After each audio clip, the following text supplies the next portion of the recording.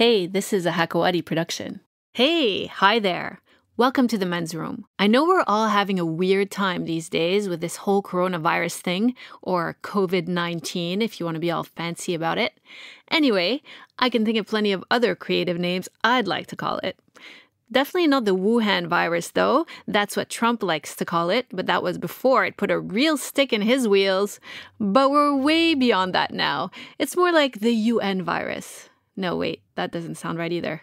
Anyways, there are a lot of theories out there about where this crazy infectious virus came from. I guess that remains to be seen. I just hope all this madness ends soon. Thankfully, life goes on and we still have plenty of entertainment available. We're so lucky we can order food, watch films, listen to music. And my next guest is just the person to remind us of all those beautiful things.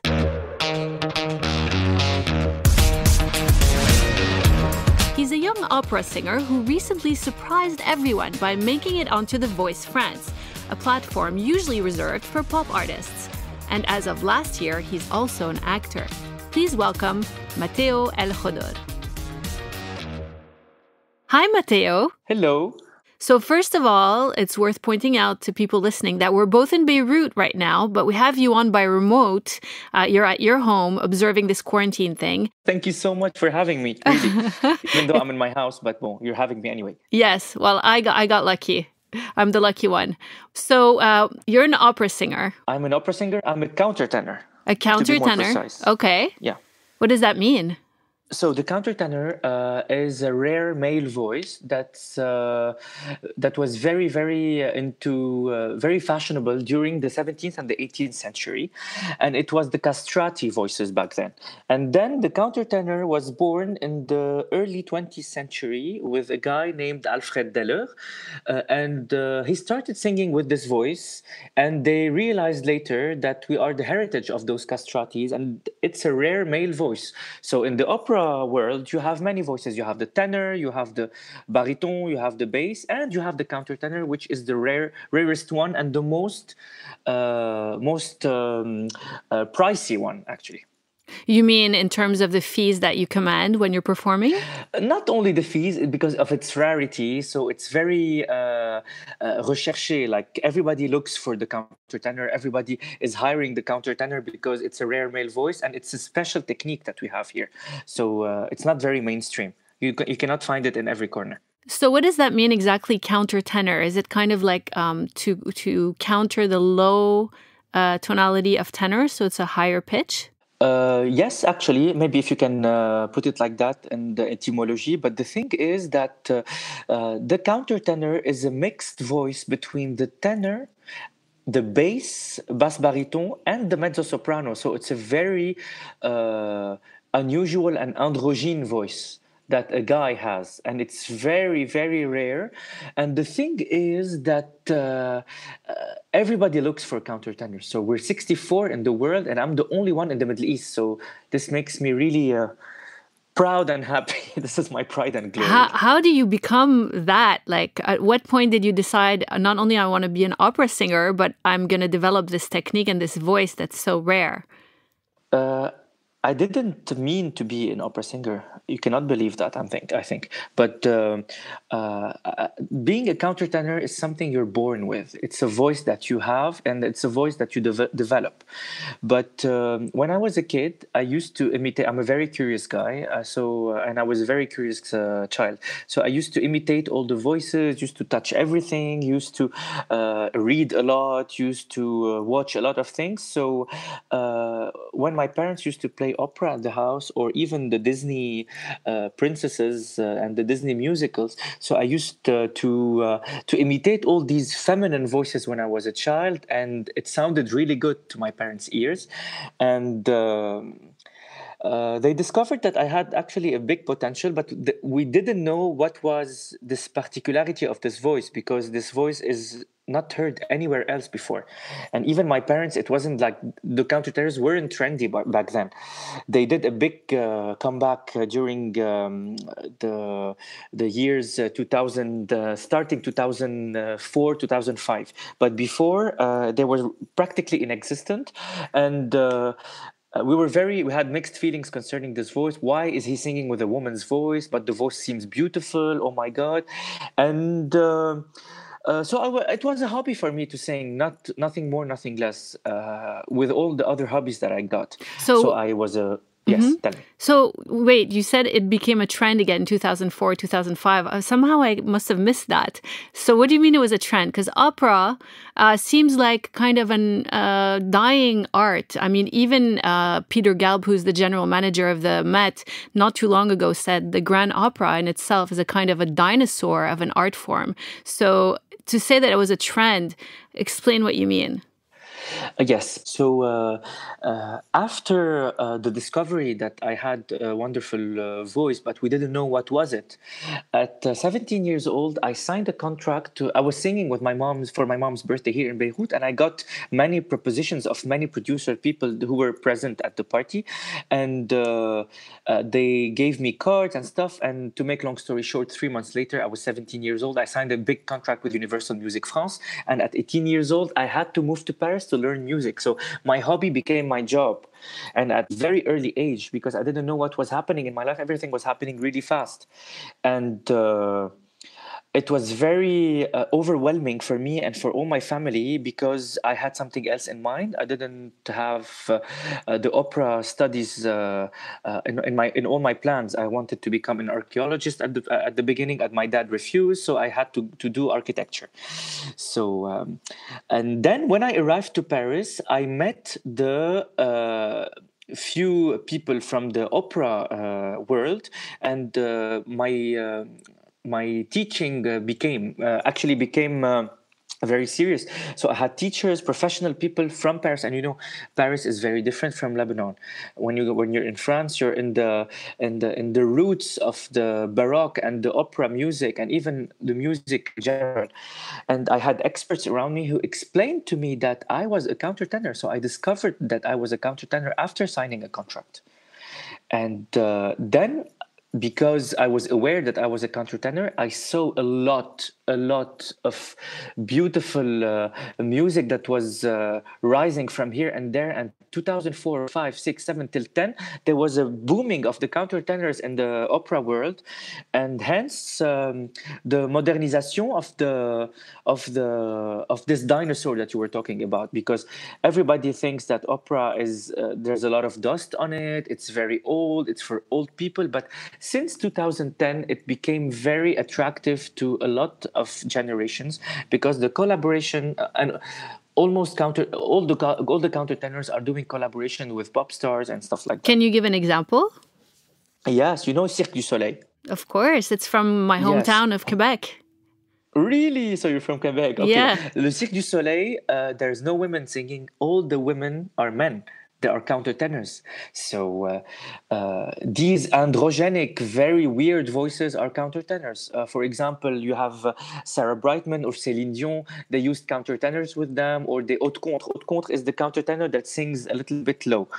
So there was a booming of these countertenors, and I was really my teacher was Italian. She was telling me bevere la musica. So we had to drink music all the time. So I was teaching myself everything. What I was doing during the day was like drinking music, learning music, listening to many versions, many singers, etc. So this made me who I am right now, and I introduced the Baroque music and this countertenor voice to the Middle East in 2007. So you stayed in France for 3 years? 10 years. 10 years. My math and then is 2 years in Genève. Excellent. Yeah. But my first concert in Lebanon with me as a professional person was in 2007. Okay. People were amazed by this voice, and I introduced the countertenor voice to the people here. So it was something very big for the opera scene here in Lebanon, and then the Middle East. Where was that concert? This concert was in Église Saint-Joseph in USG. It was really a very cute, beautiful concert. It was a ballad in the countertenor's world, and it was an introduction for the people who didn't know what was happening in this Baroque world. So it was very easy. There was people and the people were family and friends. And then the next concert, it was like the whole Lebanon who was there, and I was really very proud from what I achieved in during like 2 years, to introduce something very weird and very niche to this Oriental or pop-based culture. To be fair, there aren't that many very well-known opera singers, especially right now. There have been in the last couple of decades, I guess, Pavarotti, for example, who was as big of a pop star as they come, and then the Exactly. three tenors. But right now, it seems like it's a little bit quiet. So it's interesting that you say that that the trend re-emerged. Do you feel that really has, or that it needs to emerge more, perhaps? It needs to emerge more, absolutely, and this might be doable uniquely by doing collaborations with mainstream artists or very big stars. For example, I don't mind an opera singer singing with Lady Gaga, or singing with Madonna or something like this. It could be doable. You know Because what would be really cool would be like with a rap artist, like some rap. absolutely, That would be absolutely, awesome. you That would have be so lyrical cool. voices behind it. It could be amazing. So eventually, so you've had this kind of career as a rare voice, and recently you made it onto The Voice France. How did that happen? Okay, so I told you my biggest aim actually is to la démocratisation of this genre, of this voice, because I'm a person who doesn't like to be put in a box. I've always been very versatile in everything that I was doing, the whole my whole life, and so I wanted actually to not modernize, but to make it accessible to many people, not to put it in this like velvety box. No, opera, it has to be for everyone. It has to be a democracy. It has to be voila, for everyone. Accessible. I know what you mean. Accessible, yes. I don't want pricey tickets. For example, all my concerts are free. I don't want people to pay. How do you make money then? From the sponsors. I have my sponsors everywhere in the world. So in every country, I do have my sponsors who sponsors everything, for the people not to pay. So when we are in a part of a festival, this is different, because it has to, we have to have ticketing. But the sponsors, they usually pay my fee, and they pay the fees of. This is why we have sponsorships, because we have to let the culture accessible to everyone, and the culture has to be la culture has to be free. Yeah. So is that kind of what your career is like? Is doing sponsored shows around the world? I mean, I'm trying to understand how you make a living. Yes, when you're part actually of a production house, this is very different. But when I do my concerts, my personal concerts, my personal recitals, my personal anything, I bring sponsors, and I don't want people to pay, because.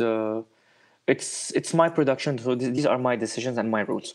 So for The Voice, I was invited by this wonderful lady who has an NGO here in Lebanon. It's called Gift of Life, and I'm part of the committee too. So we gather money to save children with heart diseases. So I am always working with this lady, and she calls me and tells me that we have a charity event in Cannes, in south of France. So if I'm interested to go and do a concert there for her. I told her, of course. So no, actually, it wasn't a concert. Excuse me, it was a competition, a singing competition, and I had to be the jury, one of the juries. The judge, okay. One of the judges, yes. So I went there, and who's with me in a part of the judges? The casting director of The Voice France and Eurovision. So we know each other. It's been a long time from the Paris music field, and it's a very small circle, so everybody knows everybody. And I told we started chatting, etc. And the competition went really well. So I went on stage to give a trophy to one of the contestants, and then. After everything was done, I took the microphone. I was explaining to everyone from the audience who I am, and what do I do, and my profession, and what's the kind of my voice. And then I started singing. So he jumps. So Bruno, the guy, the casting director, jumps from his chair with his phone and started recording everything that I was doing on stage. I was singing Carmen, so it's a very known aria. I love that piece. I'm sure you know it. Yeah. You know it, right? Yes. So I was singing Carmen, and he was like completely going crazy on his phone. And then he grabs me and tells me that he needs me to represent Lebanon in The Voice. I was like, oh my God, are you serious? He tells me, yes, you don't have to do all the shitty castings that we do before. We just jump for the last three auditions, and then we'll see what will happen. So I took the opportunity. I told myself I'm going to take it as an adventure, as a new experience, and why not? Let's see what's happening. And then I made it. Wow. It's interesting. You're kind of a wild card, though, because most of the people on that show are pop artists. Yeah. Do you feel a little bit like the black sheep? No, you know why? Because out of 20,000 contestants that applied for The Voice France, 20,000, can you imagine? They kept 53. So the 53 are extremely different. Every person has his own world, his own style, his own genre, his own voice, and nobody is like anybody else. So I'm the only countertenor in the whole casting of The Voice, and I was very, very happy about it because it's a voice. We don't have to be a pop star, a pop singer, or a rock singer to fit in The Voice. It's called The Voice, and I'm a voice. So You are. You're we had a definitely voice a of everything. voice. Yeah. But I know a lot of people, or some people, were saying that you had a bit of an unfair advantage because technically you're already a professional singer, while meanwhile the other artists are, just starting out. Did you feel that at all? Do you feel that you have an unfair No, not at all. advantage? You know why? Because we're half-half. Half of them are amateurs, and half of them are really professional. The Voice is not a beginner's show at all. It's not giving an opportunity to someone who didn't make it. It's something that you're sharing with people, and voila. So it's open for anyone. Anyone can sing who can come to The Voice. If he's a beginner and he has a good technique, why not? And if he's a professional, why not too? So look at Hiba Tawaji, for example. She was a professional and she came to The Voice, and voila. And How's a her lot of career people. going? She's fine. She's fantastic. We had a little chit chat last time, 2 weeks ago, and we used to be at the same school. Actually, the president of our school must be very very proud. Definitely. Do you really think that being on that show is kind of guarantees in some way your success? How important of a role is this going to play in your career? I didn't even think about this part when I was going into this experience because come what may, this is what I tell myself every day. So I have nothing planned in my head. I'm sure that I had a lot of exposure during the blind auditions. It was fun. I wasn't expecting this at all. So I was receiving the support of every single Lebanese in the world and every single French person in the world. So I was very happy about all the feedback. But I don't know where it's gonna go. It's an adventure. When I was doing the off interviews with the Voice team, the behind the scenes, they were asking me these questions about what do you think, where do you think you're going with the Voice, and what's gonna bring you. I really don't know. I'm just throwing myself in this experience without having any plan. So, are you fully Lebanese? Both your parents are Lebanese? My mom is half Turkish, half Lebanese, and my dad is half Greek. Oh, So okay. yeah, we're very mixed in the family.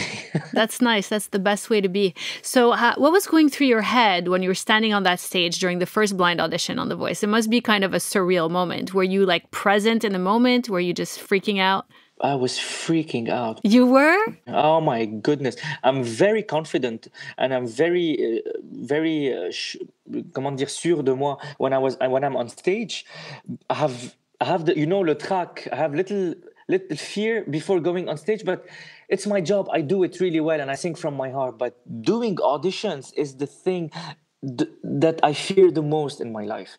Doing auditions or competition or something like this, it's not for me. And I realized that very early, but I didn't know that I was gonna feel this at The Voice.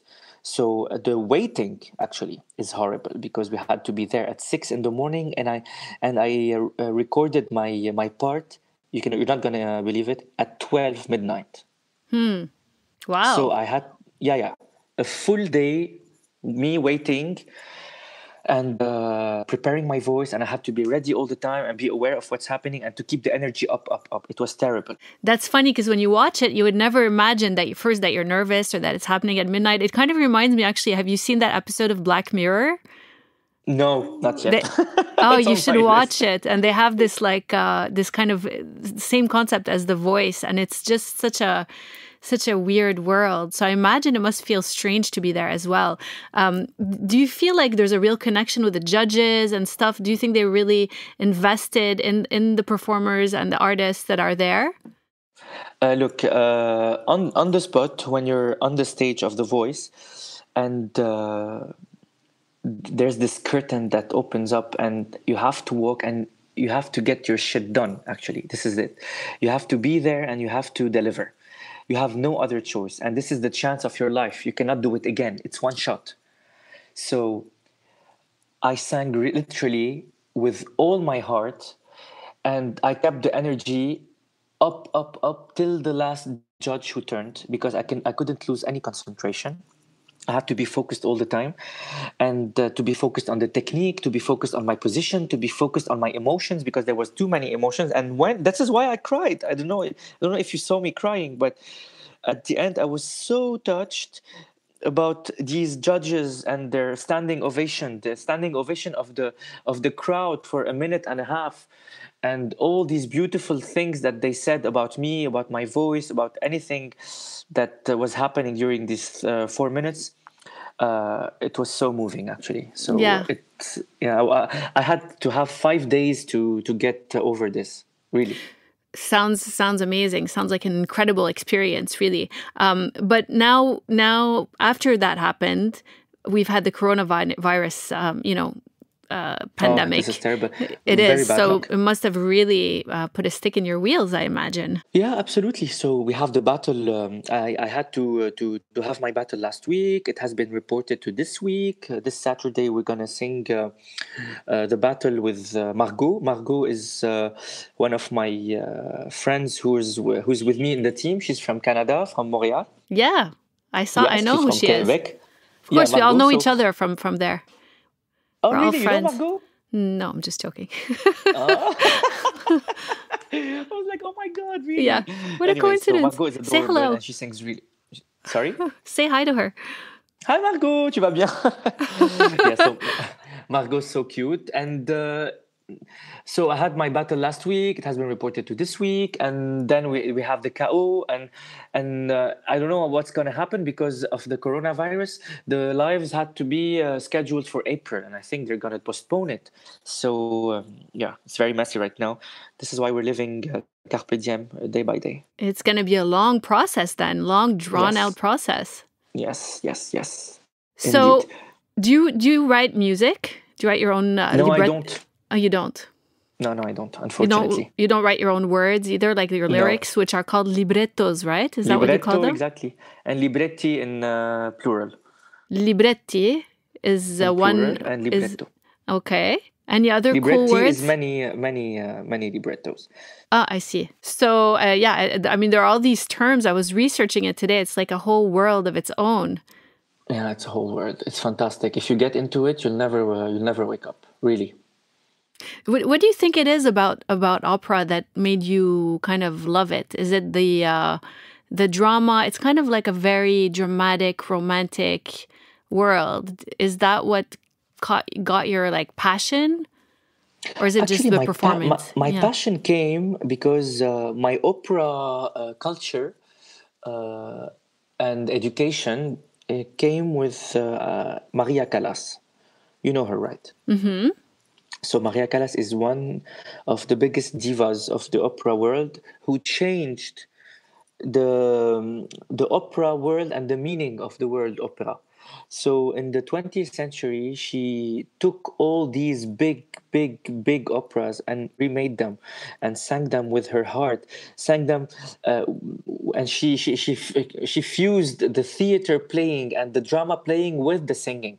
So because before, when you used to sing opera, you had to be static. You couldn't move. You had to be like on one not playing drama, and she made a comédie musicale out of an opera, and she created actually the opera with the staging, with the costumes.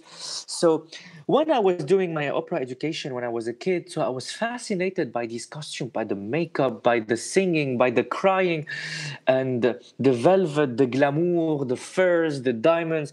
And when you're a curious kid like me, you're literally attracted by these kind of patterns. Well, not all And kids. I would say that's a pretty rare thing. I have never met a child who wanted to be an opera singer. Not when I was a kid, not now. Like, you're the only person I've ever really yeah, I was very met. different from everybody. Yeah, you're like a rare exotic creature. You've also, yeah, go ahead. But I'm a guy of the 21st century, you know, like I go out, I'm very trendy, and I try to be aware of the latest fashion, technology, and stuff like that. So this is why I don't like the image of the opera of the old fat opera singer. I work out. I'm a modern guy of my century. Yeah, so yeah, I know. I've met you before, and my impression of you was that you are very trendy, very stylish, like.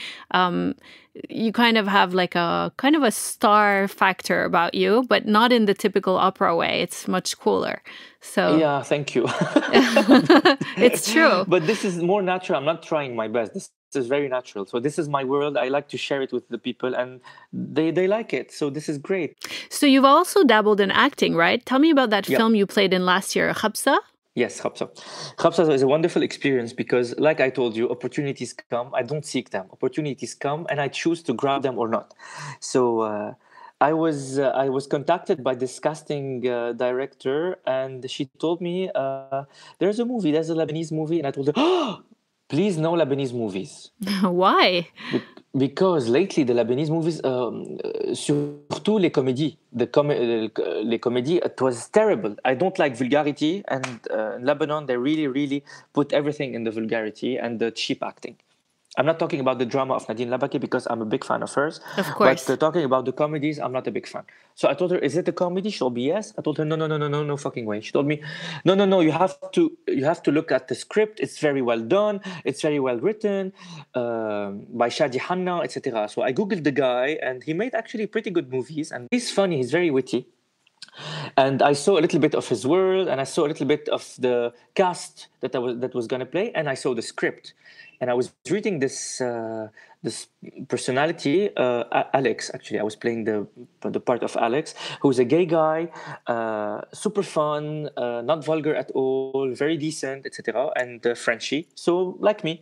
And I told myself, oh, I will be acting. I would be just playing myself. Just had to show up and like have lunch, walk around the set. Exactly. Wow, that's a great job. So I took the part, and it was such a wonderful experience. I don't regret any second of it. It's amazing. Do you think, but did you enjoy it? Do you see yourself doing more of that? I loved it, and the more opportunity come, the more I will grab them if they're amazing like this. Really. Yeah, as long as you can just show up and be yourself. Exactly. I like that. That's really cool. Before we go, can you sing a little song? Not too loud because we're not recording. As you know, sound recording is very tricky. But I'd love to hear you sing an excerpt of Carmen, which you mentioned earlier. Sure. Because I used to listen to that when I was a little girl. Actually, it was I loved music as well, and that's a very like moving piece. I was not a fan of opera, but that music specifically is beautiful. Exactly. So I'm gonna start. Okay. Yes. L'amour est un oiseau rebelle que nul ne peut apprivoiser. Et c'est bien en vainquant la peine s'il lui convient de refuser l'amour.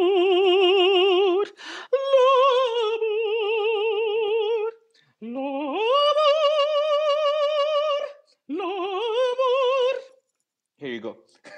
Wow. Bravo.